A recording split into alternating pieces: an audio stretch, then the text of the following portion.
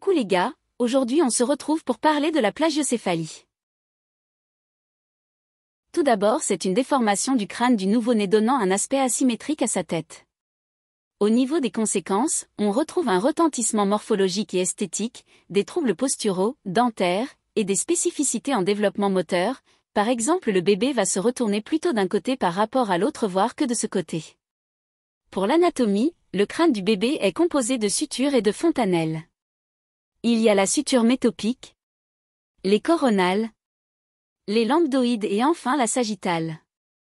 Les fontanelles sont très importants à vérifier pour exclure une craniosténose. La fontanelle antérieure se ferme entre 9 mois et 2 ans.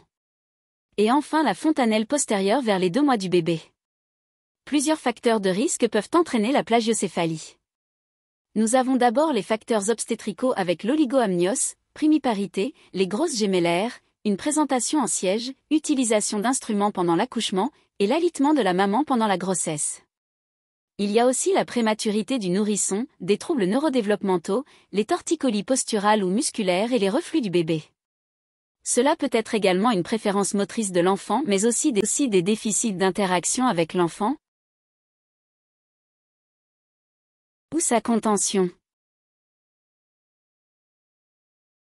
Il y a plusieurs types de plagiocéphalie. Tout d'abord, la plus fréquente, la plagiocéphalie occipitale où il y a un méplat seulement à l'arrière de la tête.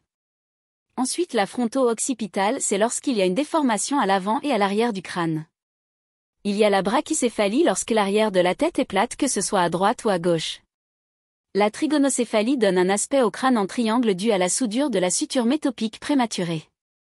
Et enfin la dolicocéphalie lorsque la tête est plutôt allongée, souvent dû à un bébé prématuré et l'utilisation d'instruments lors de l'accouchement. Au niveau de la prise en charge, nous devons donner des conseils aux parents en premier lieu. Il faudra alors changer l'enfant régulièrement de côté pour l'allaitement, mettre les objets qu'il aime bien du côté où il y a des difficultés à tourner la tête, le stimuler lors d'échanges par exemple pour qu'il tourne la tête des deux côtés, le mettre sur le ventre ou sur le côté. Il faudra être vigilant au port de tête dans le cosy, transat, la poussette ou le lit et surtout enrouler l'enfant au maximum lorsqu'il est porté ou couché sur le ventre. Pour la prise en charge kiné, il devra alors donner les conseils aux parents, travailler l'assouplissement de la chaîne postérieure en travaillant l'enroulement de l'enfant ou de la thérapie manuelle en postéro-antérieur sur chaque étage de la colonne. On recherchera à ce que le bébé soit mobile à chaque étage, la mobilité doit se refléter sur le ventre.